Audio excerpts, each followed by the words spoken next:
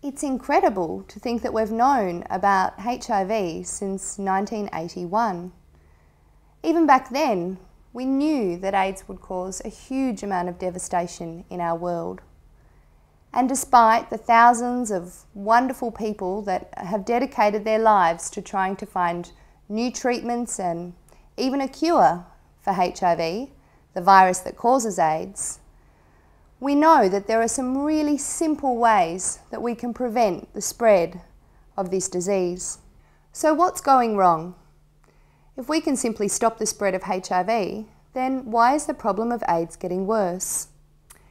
As you have just heard from Kevin, not only are millions of young people affected by AIDS, but millions of young people don't know very much about AIDS. It doesn't take a rocket scientist to work out that you've got to know about HIV and AIDS if you want to do something about it.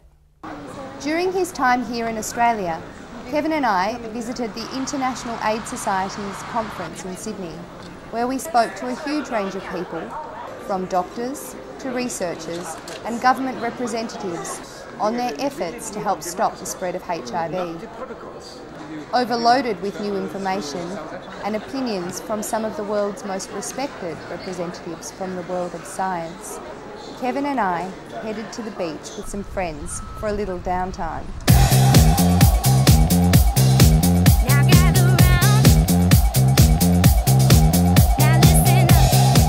Growing up in Australia for most of us means summers at the beach.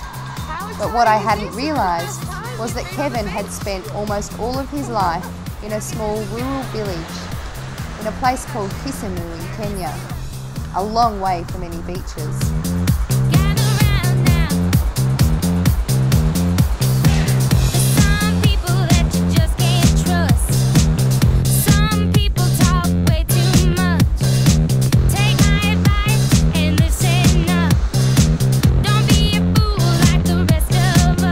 Incredible to see Kevin take his first view of the ocean, the sand, the waves, and what better way to soak it in than with fish and chips on the beach.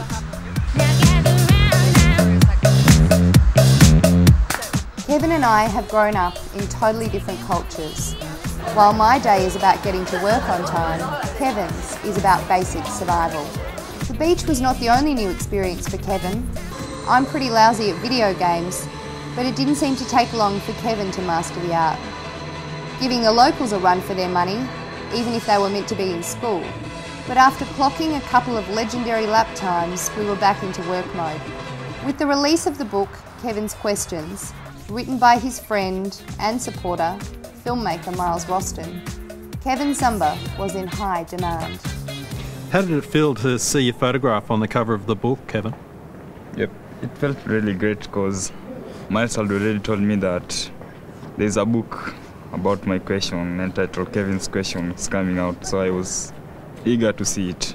Yeah, so when I finally got it, I felt great. Many people get to know me through reading the book, and they'll get to know that there's someone called Kevin and he has questions to lead world leaders.